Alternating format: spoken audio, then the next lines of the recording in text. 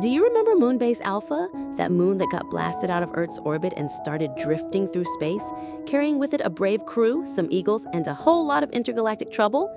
Yep, we're talking about Space 1999, the sci-fi series that defined the 70s with its stylish special effects, iconic ships, and a cast of characters who always seemed one step away from another cosmic catastrophe. But have you ever wondered what happened to the actors after the series settled? In today's video, we're taking a nostalgic journey to find out the before and after of the 10 main stars from Space 1999, from Martin Landau and Barbara Bain to Maya, Carter, Sandra, and the rest of the Alpha crew. We'll see what they did after the series and where they are or would be today. So get your ship ready, set your memory controls, and come along with us on a journey through the past, present, and future of the crew from Moonbase Alpha. Martin Landau was born in 1928 in New York City. Before becoming the most stylish commander on the moon, Landau was already a respected actor. He started out as a cartoonist for the New York Daily News, but gave it all up to study acting at the legendary Actors Studio, where he was classmates with Steve McQueen and James Dean. In the 1960s, he rose to fame as the master of disguise, Rolling Hand, on Mission Impossible, earning global recognition and awards. In Space 1999, he played Commander John Koenig, the man in charge of Moonbase Alpha, after a nuclear explosion sent the moon hurtling through space. Yes, you heard that right. The moon basically became a spaceship, and Koenig had to keep it all together while aliens knocked on the door every week. Koenig was determined, serious, and heroic, always trying to keep humanity alive amid the chaos of the cosmos. After the show ended in 1977, Landau went through a quieter period, but he made a spectacular comeback in the 1990s. He won the Oscar for Best Supporting Actor for his portrayal of Bela Lugosi in Tim Burton's Ed Wood. Always versatile, he continued to appear in dozens of films and TV shows into his later years, maintaining his trademark elegance and prestige. Sadly, Martin Landau passed away in 2017 at the age of 89 due to heart disease. Barbara Bain was born in 1931 in Chicago. Before becoming the calmest doctor in the solar system, Barbara Bain was already a rising star. She earned a degree in sociology and even worked as a model. But it was at the legendary Actors Studio that she found her true passion, acting. It was also where she met Martin Landau, who had become her husband, and together they became one of the most stylish couples on 1960s television. She lit up the screen as Spy Cinnamon Carter on Mission Impossible, winning no less than 3 consecutive Emmy Awards. In Space 1999, Barbara played Dr. Helena Russell, the chief medical officer of Moonbase Alpha. Smart, rational, and always composed, Helena treated the injured, faced off against space plagues, and still found time for a subtle romance with Commander Koenig. She was the emotional heart of the series, and one of the few people cool enough under pressure to deliver bad news in deep space. After the series, Barbara Bain made appearances on Moonlighting, Murder, She Wrote, and even an episode of Walker, Texas Ranger. She never landed a role quite as iconic as Helena or Cinnamon again, but she kept working steadily in theater and television. And yes, she's still alive, a living legend from the golden age of TV. Catherine Schell was born in 1944 in Budapest, Hungary. Before winning the hearts of sci-fi fans as a shape-shifting alien, Catherine had a life that could have been a movie itself. Born a baroness, her family fled Hungary during World War II and moved through several countries before settling in England. There, she studied drama and launched her film career, appearing in movies like On Her Majesty's Secret Service as one of the Bond girls. In Space 1999, Catherine joined the second season as Maya, an alien from the planet Psychon who had the power to transform into any living creature. That's right, she could morph into anything from an eagle to a giant spider. Smart, loyal, and instantly recognizable with her signature painted eyebrows, Maya quickly became one of the most beloved characters among fans. After the show ended, Catherine showed off her comedic side in The Return of the Pink Panther alongside Peter Sellers. In the 1980s, she began slowing down, took on a few smaller roles, and eventually stepped away from the spotlight. In 2022, she surprised fans with a cameo in Rob Zombie's The Munsters. These days, Catherine enjoys a quiet life in France, far from the cameras. Nick Tate was born in 1942 in Sydney, Australia. Before becoming a spaceship pilot, Tate was already soaring in the world of acting. The son of two well-known Australian actors, he began his career at a young age, appearing in local soaps and productions before transitioning to the UK entertainment scene. In Space 1999, Nick played the charismatic Alan Carter, the official pilot of the Eagle spacecraft. With his Aussie accent and fearless attitude, Carter was the kind of guy who'd take on any mission, from landing on hostile planets to pulling off mid-space rescues. He wasn't afraid of anything and was one of the few characters to appear regularly in both seasons. And even when he didn't fully agree with Commander Koenig, he was always ready for liftoff. After the series, Nick Tate appeared in shows such as The X-Files, Farscape, and Lost. But where did he become a quiet legend? In the world of voiceovers, he became one of the most in-demand movie trailer voices in Hollywood. He also lent his voice to video games, proving he's always been active and incredibly versatile. Barry Morse was born in 1918 in London. Before becoming the scientist who tried to make sense of the impossible in Space 1999, Barry had a solid career on the British and Canadian stage, along with several memorable roles on TV. One of his most famous? The relentless Lieutenant Gerard in the 1960s series The Fugitive. Yes, the guy who never stopped chasing Dr. Kimball. In Space 1999, Barry portrayed Professor Victor Bergman, the chief science officer of Moonbase Alpha.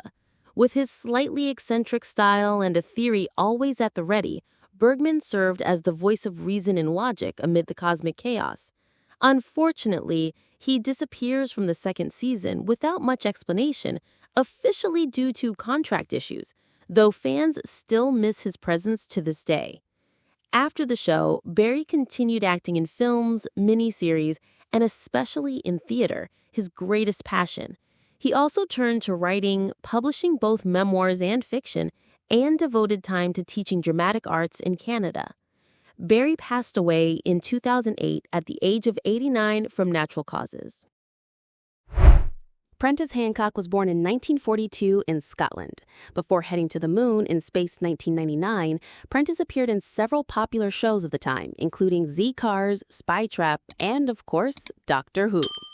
In the series, he played Paul Morrow, the chief controller of Moonbase Alpha during the first season. Paul was Commander Koenig's right-hand man, always in charge of technical operations and keeping a cool head, even when the moon was being pulled into black holes or invaded by aliens with psychic powers. He also shared a quiet romance with Sandra Bennis, though, like most things in Space 1999, love had to compete with laser beams and life-or-death decisions. Strangely enough, his character vanished without explanation in the second season, a pretty common thing in 70s TV. After the show, Prentice returned to Doctor Who and also appeared in series like The New Avengers and Chalky's Children. In the 1980s, he gradually stepped away from acting and transitioned into more behind-the-scenes work and quieter projects, keeping a lower profile. Prentice Hancock passed away in 2025 at the age of 83. Clifton Jones was born in 1937 in Jamaica. Before showing up with his sharp look and calm demeanor in Space 1999, Clifton Jones was already one of the most recognizable faces on British television. He was one of the first black actors to land prominent roles in UK TV, with standout appearances in series like Emergency Ward 10 and Doctor in Charge.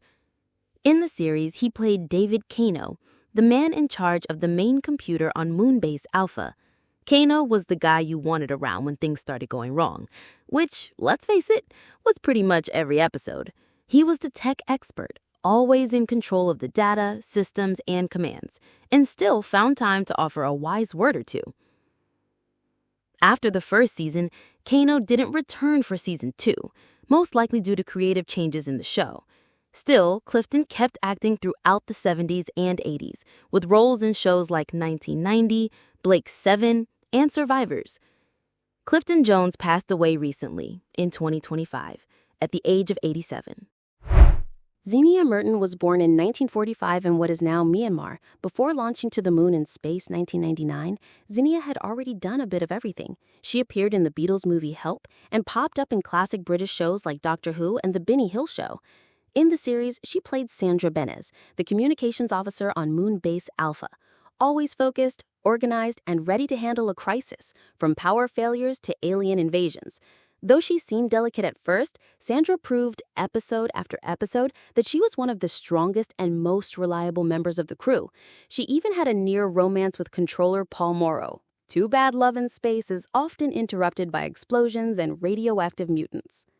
After Space 1999 ended, Xenia continued working in British television, with roles in shows like Grange Hill, EastEnders, and Casualty.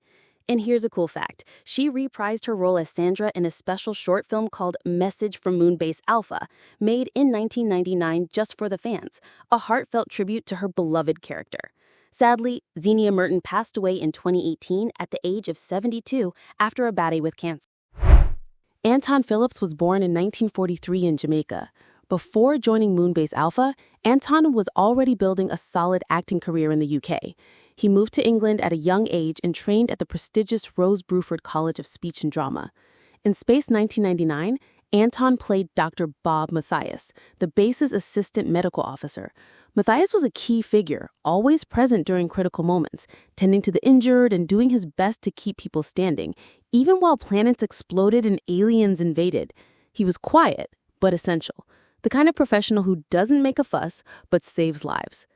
After Space 1999, Anton Phillips became a true cultural activist. He co-founded the Carib Theatre Company, dedicated to promoting Black theatre in the UK.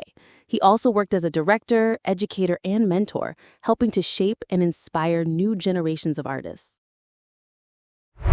Tony Anholt was born in 1941 in Singapore.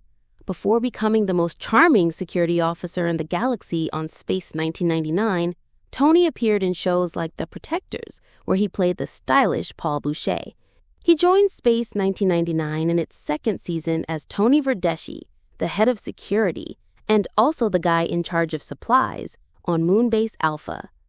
Tony was a grounded, no-nonsense character, sometimes impulsive but fiercely loyal. He had a romantic relationship with Maya, the shape-shifting alien on the base, which led to some fun and even touching moments throughout the season. After the series, Tony Anholt continued to work steadily in British television. His most memorable role came in the 1980s drama Howard's Way, a series about the glamorous and competitive world of yachts. He played Charles Frere, an ambitious millionaire, and became a familiar face on TV during that decade. His son, Christian Anholt, followed in his footsteps and became an actor as well, best known for his role in Relic Hunter alongside Tia Carrere. Sadly, Tony Anholt passed away in 2002 at the age of 61 after a long battle with cancer. Thank you so much for watching. If you enjoyed this video and want to see more amazing content, please consider subscribing to our channel. Don't forget to hit that like button and share this video with your friends and family. Your support means the world to us, and it helps us continue creating fantastic videos like this one. Thanks again, and see you next time.